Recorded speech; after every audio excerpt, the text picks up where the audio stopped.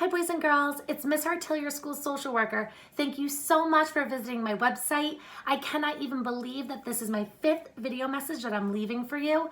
I miss you so much. I hope that you're home and you're healthy. I hope that you are doing things that make you feel happy and that you're learning. I hope that you're also staying connected with friends and teachers and of course your family that lives outside of your home. Over the past few weeks, as we have jumped into remote learning from home and social distancing, we have been really focusing on our emotional health. So we've been practicing sharing our feelings. We have been practicing some self-care tips and ways to make ourselves feel calm and happy. So today I wanted to review some of those self-care tips. I also wanted to review ways to care for others and stay connected as we socially distance. And then, of course, because we're celebrating Earth Day this week, I wanted to review ways and teach ways that we can care for the earth that we live on that provides so many things that make us feel so happy and keep us healthy. I hope you enjoy. Let's take a minute to review ways to stay happy and healthy at home. You see here on your screen next to my orange guy, there's tips for keeping a routine. A routine is what keeps our day going and makes it smooth sailing so that we can get through everything we need to learn, have time for playing, make room for some healthy meals, and of course, time for bed. It's important to keep a routine because it makes us feel happy and, of course, make sure that we're keeping healthy. You may have a morning routine where you make your bed, you wash your face and brush your teeth, you eat your favorite breakfast, and you start to learn. Even in school, we had tons of routines. Think about when you entered your classroom. What was the first thing you were expected to do? Maybe it was hang up your coat and your backpack, get unpacked, submit your homework, maybe sit down and talk to a friend, and get started on your morning work.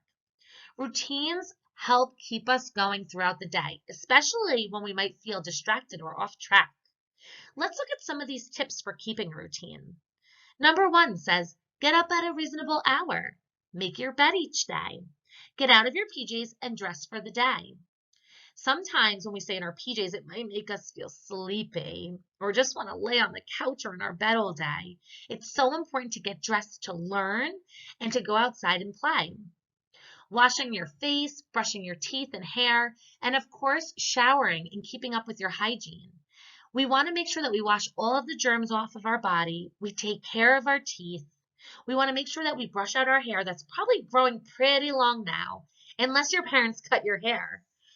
But keeping up with our hygiene is so important to stay healthy.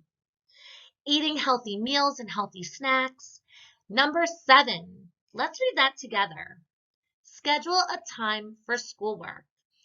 This takes a lot of practice and takes some trial and error, which means that we might not schedule it the right way. It might not feel right the first time.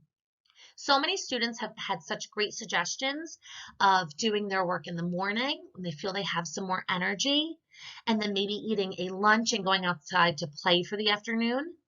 Some students really benefit from breaks. So maybe you do some of your work in the morning after you eat breakfast, take a break, have a snack, maybe go to lunch, or maybe attend gym or other specials like music and art online, and then you go back to your work in the afternoon. Remember, it takes patience and it takes trying out a few different times of the day to figure out when we feel most comfortable doing our schoolwork. Remember, if you have questions, you can always write in your Google Classroom or connect with your teacher through email to ask for help. It's so important that we say hello to our teacher and stay connected with our class. Number 8 says take breaks or go outside. Get up and walk around. Get a good stretch when you need it. Maybe doing a go noodle exercise. Drink plenty of water. Maybe keeping a water bottle close to your workspace. Learn or practice a new hobby. This week, I have heard so many students on my Flipgrid share that they've learned how to ride a bike or a new instrument. Some of you have emailed me or shared on my Flipgrid new drawings that you've learned from online. Keep practicing and learning new hobbies. Number 14 is very important. Let's take this time to read it together. Ready? Have a consistent nighttime routine. This means maybe washing your face, putting on your PJs, of course, putting on your PJs, brushing your teeth, and getting into bed at a normal hour. We want to make sure that we are doing things that make us feel calm before bedtime. Maybe some yoga, maybe it's reading our favorite calming story. We don't really want to read stories that have so much action or maybe some scary parts in them because we want our brain to be happy and to calm down before bed. We don't want our brain or our heart to be racing. And if it is, something you can do is maybe close your eyes and imagine your favorite memory, maybe with your family or friends, and describe it. Say it out loud. Maybe taking 3 really deep breaths while feeling your heartbeat, like I did in my video on Friday. Let's try it. Put your hand on your heart and feel for your heartbeat. Sometimes it might be beating really fast. That means we need to take some deep breaths to slow it down. By taking deep breaths, you're sending a message to your brain that says, slow down. And the brain can tell all the parts of your body that it's time to relax. Ready? We're going to breathe in and out 3 times. Keep your hand on your heart. Breathe in. Breathe out. Breathe in. Breathe out. And last one, maybe this time we can imagine our favorite food in front of us and like we're smelling it. Maybe it's pizza, or maybe it is McDonald's, or maybe something that you love that your family makes. And then when we breathe out, we're going to imagine that we have to blow out all of the candles on our birthday cake. Ready? Breathe in and breathe out. It's really important that we try these calming strategies before bed. We don't want to be on electronics too close to bedtime.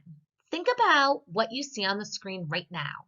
You see my bright website, you see bright colors like yellow, green, orange, and you hear my voice, which is probably pretty loud.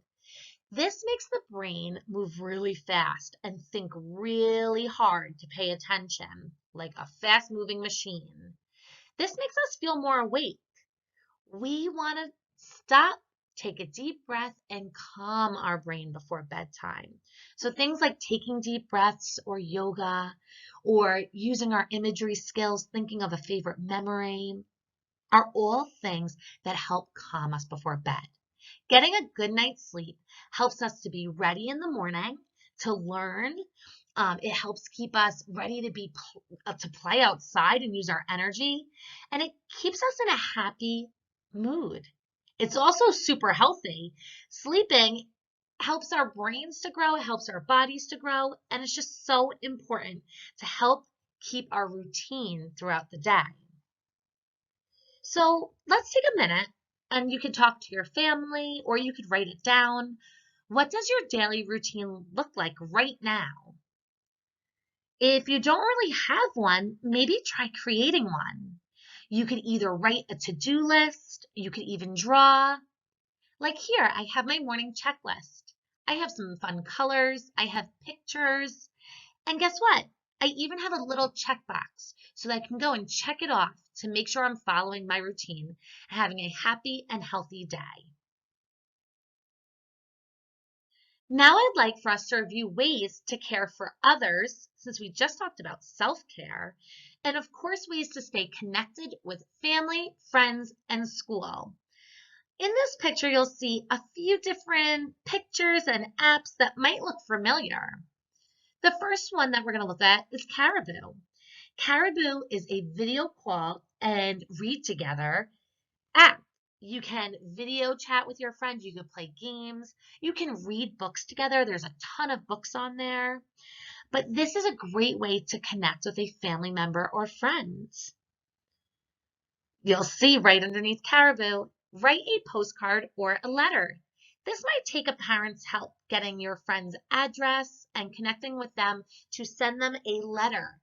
Maybe you could even become pen pals and send pictures back and forth of all the fun things that you're doing. Another app that you can use is FaceTime or Skype. Um, we also use Zoom and Google Meet. These are great ways to virtually connect and see our friends and have some time to talk. You can even play games across the screen. You could play I Spy across the screen, or maybe build a Lego city together. Or you can even just pick out your favorite toys and do show and tell. Under these apps, you'll see your Google Classroom and Flipgrid, which many of your teachers are using. It's so important to stay involved in your Google Classroom and send your teacher your work. Remember, if you have questions, you can ask in Google Classroom. Flipgrid, like I have on my website, you can share your feelings, you can answer your teacher's questions, you could draw pictures and share it with other students. Flipgrid is so helpful in staying connected with school. How do you think you'll stay connected with friends, family, and school? Think of one way you've stayed connected so far. Is it on my list?